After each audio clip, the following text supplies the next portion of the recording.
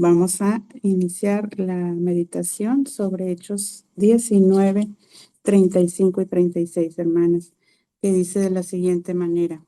Entonces el escribano, cuando había apaciguado a la multitud, dijo: varones efesios, ¿y quién es el hombre que no sabe que la ciudad de los efesios es guardiana del templo de la gran diosa Diana y de la imagen venida de Júpiter? Puesto que esto no puede contradecirse, es necesario que os apaciguéis y que nada hagáis precipitadamente. Pues bueno, hermanas, si recordamos en los versículos anteriores, en este capítulo vemos a una multitud alterada, confundida, gritando sin entender realmente lo que sucede.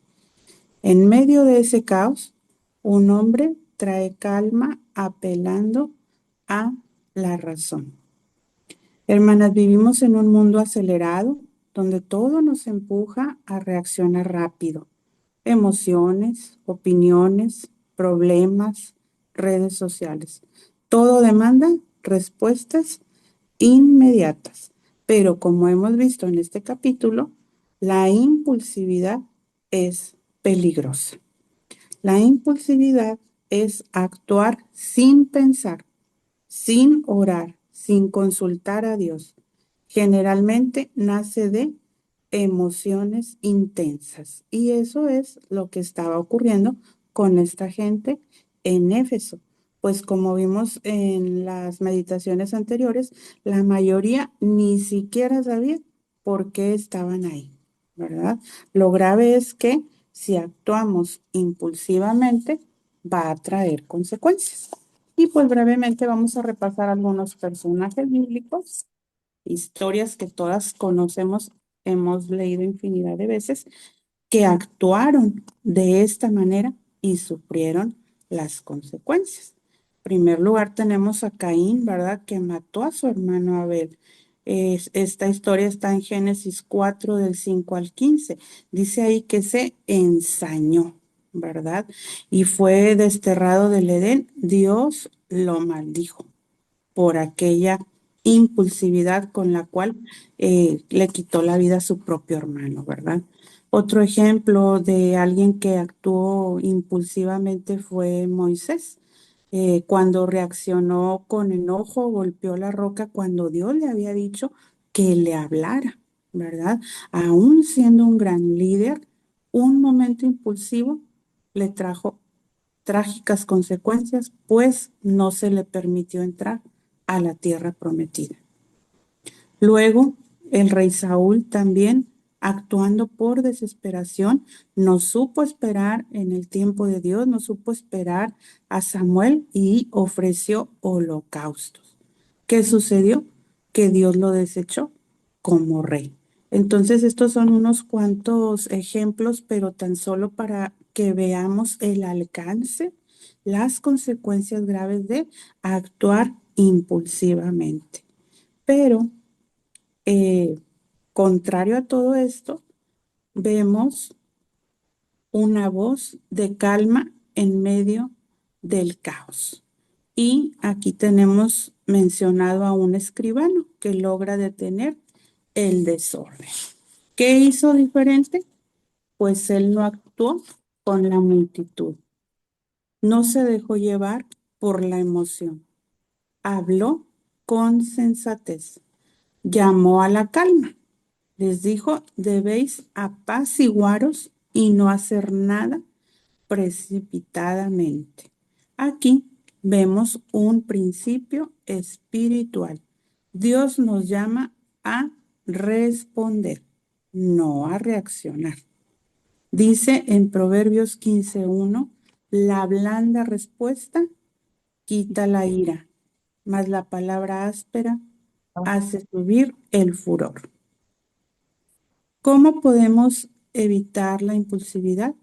Bueno, algunas recomendaciones son: detente antes de actuar, pues no todo requiere una respuesta inmediata.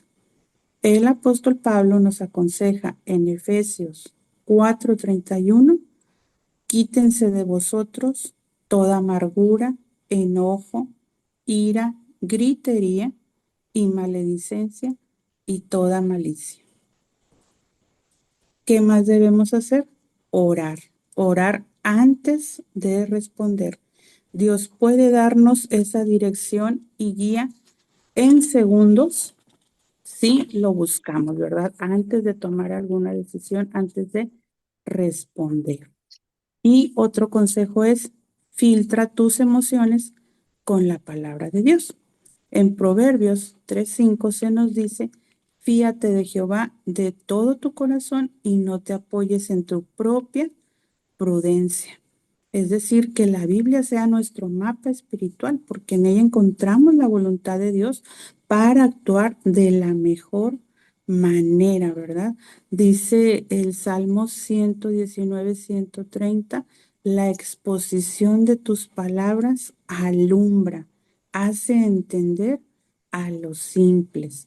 Y en segunda de Timoteo 1:7, el apóstol Pablo nos dice, porque no nos ha dado Dios espíritu de cobardía, sino de poder, de amor y de dominio propio. Qué importante es poner por obra ese dominio propio, hermanas, no actuar impulsivamente, porque pues ya vimos, ¿verdad?, las consecuencias.